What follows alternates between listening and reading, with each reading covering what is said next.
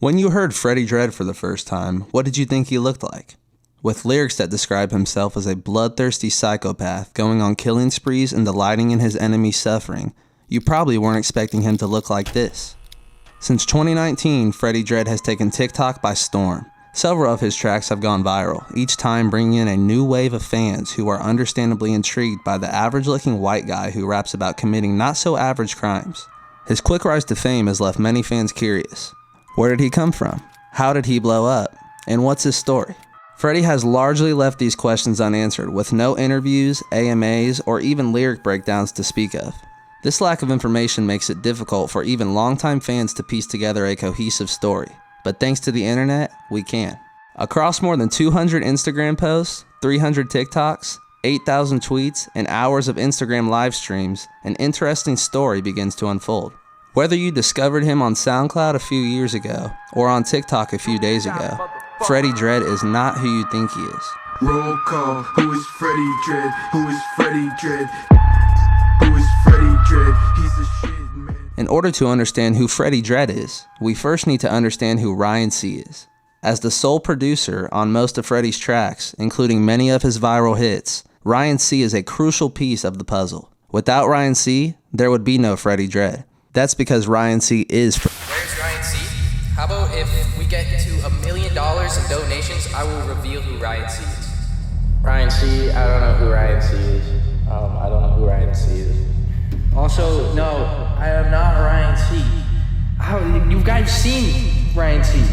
Because I made that beat a little while ago. I didn't make that beat, sorry, Ryan C did.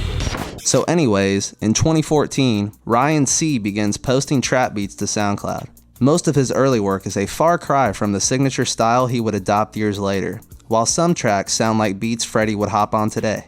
By 2015, Ryan starts putting his catalog of beats to good use. After producing for a few rappers, he gets an idea. Freddie Dredd, I don't give a shit about your mother. Freddie Dredd is born. He records his first song, a serenade for none other than Judge Judy. While this track wouldn't see the light of day for another couple years, it wouldn't be the last time fans would catch a glimpse at his unrequited love. After joking about it years earlier, Freddie would even get the Judge Judy logo tattooed on his leg, which, considering her role as the catalyst for his rap career, isn't totally unreasonable. Not long after, Ryan posts a self-produced Freddie Dredd track to his SoundCloud for the first time. Inspired by independent artists like Xavier Wolf and Young Lean, who were dominating SoundCloud's underground from their bedrooms, Ryan decides to go all in. Meanwhile, a Nashville-based rapper named Baker was making waves in SoundCloud's underground with his Memphis rap-inspired flows and beat production.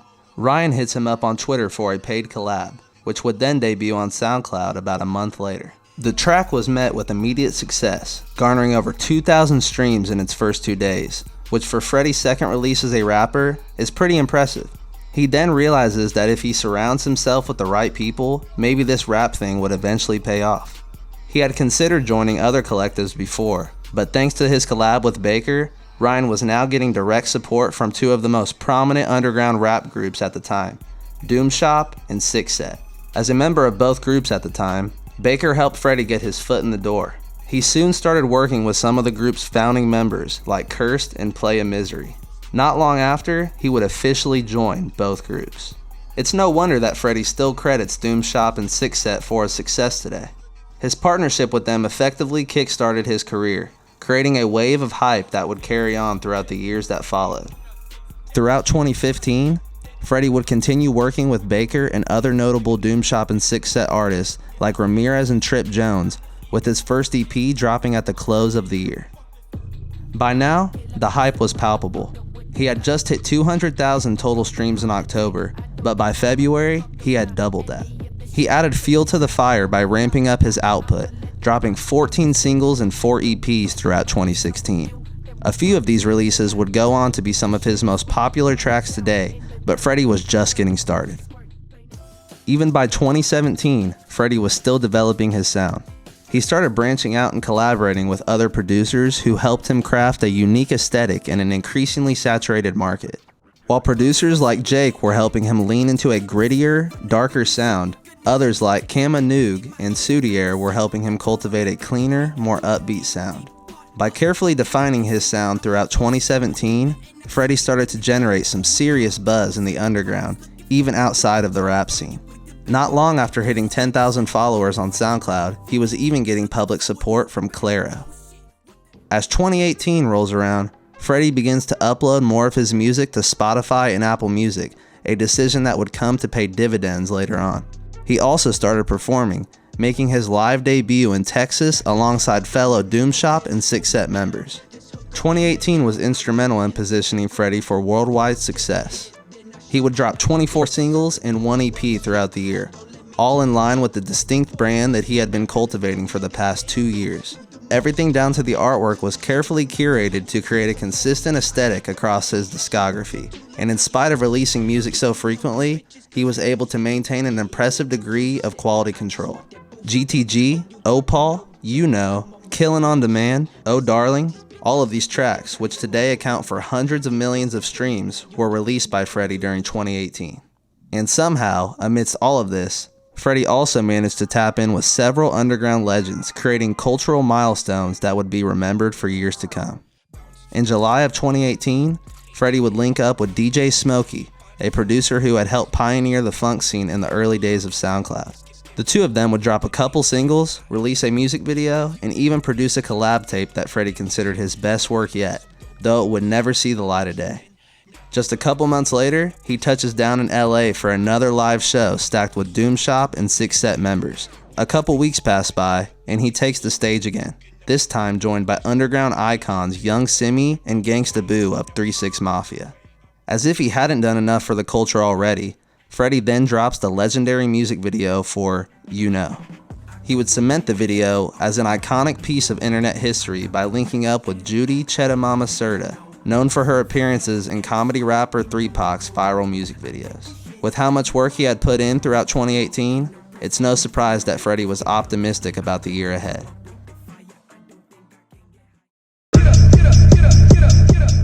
It's March of 2019. Seemingly out of nowhere, Freddie's 2018 single, GTG, starts spreading like wildfire on TikTok. So-called e-boys and e-girls were flooding the platform with videos showcasing their edgy outfits with GTG playing in the background, starting a trend that would be quickly co-opted by some of TikTok's largest creators. In the coming weeks, thousands of new fans would flock to Freddie's music, immediately met with pushback from longtime listeners. It seemed like these longtime fans believed that TikTok was making their favorite artist into a mockery, and at least initially, Freddie kind of agreed. You see, in early 2019, going viral on TikTok wasn't considered the holy grail of music marketing like it is today. By the time GTG started blowing up on TikTok, Lil Nas X's Old Town Road had just entered the Billboard charts for the first time. TikTok was still largely considered a joke by those in the music industry, as Lil Nas was still in the process of demonstrating what the platform was truly capable of. Perhaps that's why Freddie largely shrugged it off. He decided to just put his head down and continue churning out singles like he had been doing for years. Maybe then all of this would blow over and he could get on with his life. Right? Not quite. In late March, just as GTG was reaching the height of its virality on TikTok, Freddie drops his single Cha Cha, which by mid-June would become the third most popular song on all of TikTok. Users latched onto the straightforward, catchy lyrics, with everyone from Addison Rae to Charli D'Amelio uploading videos of themselves lip-singing the hook. Most artists are lucky to go viral on TikTok once, but here was Freddie, not just going viral again, but this time even more so than the first. And it didn't stop there. Just months later, his 2018 track Opaul would dominate the #1 spot for nearly 2 weeks. Looking back, it almost seems like GTG's virality set off a chain reaction, because since then, several of Freddie's other tracks have gone viral too, one after another after another. Freddie's hustle throughout 2017 and 18 enabled him to reap the benefits of TikTok virality in a way most independent artists can't. He had created a remarkably consistent aesthetic across his discography, giving his thousands of new TikTok fans an entire backlog of similar music to enjoy. So when GTG started going viral, it exposed countless TikTok users to his other songs, which would in turn help those songs go viral too, and so on. Over the course of years, this positive feedback loop has effectively turned Freddie Dredd from an underground SoundCloud rapper into a bona fide celebrity. Unlike the millions of other artists vying for attention on TikTok, Freddie had a uniquely strong brand and cult fan base to support his popularity on the platform, and even industry leaders could see the limitless potential. He would soon sign a deal with RCA Records, and not long after, TikTok flew him out to their headquarters, just like they had done with Lil Nas X months prior. By now, Freddie had clearly become less resistant to the idea of his music being plastered across TikTok. After all, the platform helped him expose his music to millions of new listeners, and as far as he was concerned, anyone trying to gatekeep these new listeners wasn't really a fan of his. However, it wouldn't be long before Freddie encountered some of the negative consequences associated with his newfound fame. Hot off the heels of Cha Cha's TikTok takeover, he dropped a track called Witness in July of 2019. Within a couple of weeks, he would start to receive backlash from the K-pop community for using a photo of Korean singer Seulgi as cover art for the single.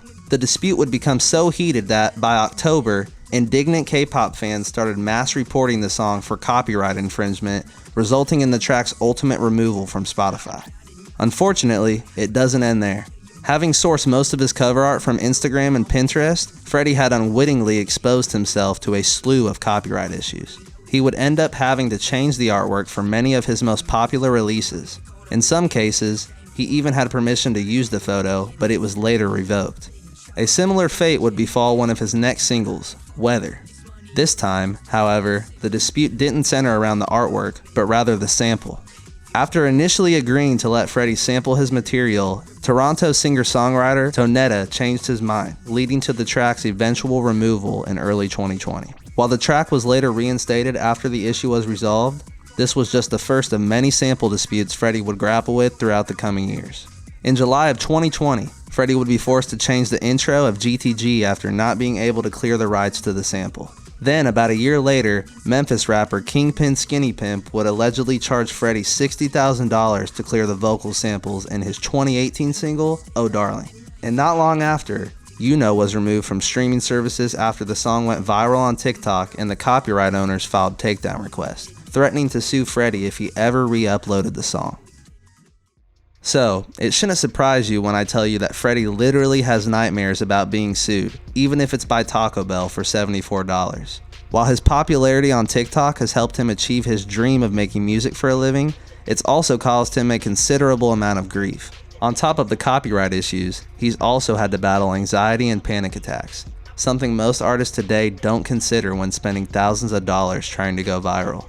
If nothing else, Freddie's come up teaches us that fame comes at a cost. Sometimes financial, sometimes psychological.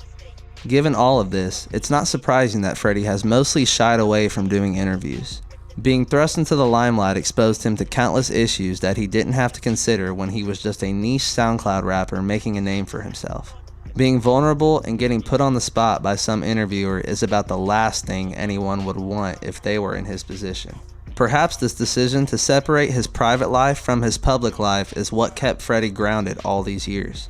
Instead of falling into the trap of chasing trends to stay relevant, he clearly still makes music for himself first. In fact, for the past 2 years, Freddie's been one of his own top artists on his Spotify Wrapped. That said though, I do think it's important to point out that rapping is just a means to an end for Freddie. Yes, you heard me right. Becoming a world-renowned rapper is just step one in Freddie Dredd's plan to achieve his ultimate goal, which he hasn't disclosed publicly, ever. Except in August of 2019, just weeks after Cha Cha had landed him a major record deal, when he appeared on a podcast to chat with Matt and Ryan of Super Mega. And the closest thing that we've ever gotten to an interview with him, Freddie would make a confession so fascinating that it inspired me to make this video. 46 minutes into the hour-long episode, buried in casual banter, Freddie reveals the end goal of his rap career. I would love to hear you do voice acting. Yeah, no, voice acting is actually like my end goal of this whole rap shit. Like I want to say like musician at heart. Like the rapping shit, I was just trying to do what like I was listening to a lot of Xavier Wolf, Young Lean, a lot of people that would just do it in their own home. And then, I like Xavier Wolf. But like that's what I was trying to do. And then when I realized like Freddie Dredd's a whole voice and like a character in a way, it's not me. And that's like what I want to do. I figured out like if I can get my foot in the door of like having like an agent, a really good agent, to put me on something where I can even audition for a voice acting gig, like I would, fuck yeah, like that's what I want to do. I feel like I don't like putting my face on shit. Being behind like a microphone and just saying shit, that's what I like to do. That's what I've always done. So there you have it. Freddie Dredd is a character played by an aspiring voice actor. While this may come as a shock to some of you, he certainly hinted at these aspirations a few times throughout the years. As a diehard fan of the Half-Life video game series, he's made it obvious that if they ever made a film adaptation, the main character would be one of his dream roles.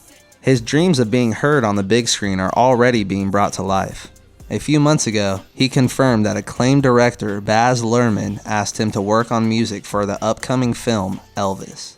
While it may not be a voice acting gig per se, this opportunity could certainly open doors for him, as the film features a star-studded cast and is one of the most anticipated movies of the year. Between this, his new album, and his upcoming debut at Rolling Loud, the future looks bright for Freddie Dredd. Since 2014, his undying commitment to developing his craft has helped him go from a no-name producer to an underground legend to an internet sensation, and if things continue according to plan, someday he might be one of the biggest names in Hollywood. While I understand why, it's unfortunate that Freddie's never done any interviews, because without knowing the backstory behind his rapid rise to fame, some might have assumed that it was the result of blind luck. But now that we have a better understanding of the events that played a role in his success, as well as the setbacks that he's encountered because of it, we can more fully appreciate what he's done, what he's doing now, and what he plans to do in the future. Freddie Dredd is an enigma, but whatever he does next, we know that it will be, in the best way possible, dreadful. This video took a lot longer than expected, so thanks for hanging in there, guys. If you want to see more mini documentaries like this, be sure to like, subscribe, and let me know in the comments what you want to see next. As always, all the music I used will be linked in the description. See you guys in the next one. Peace.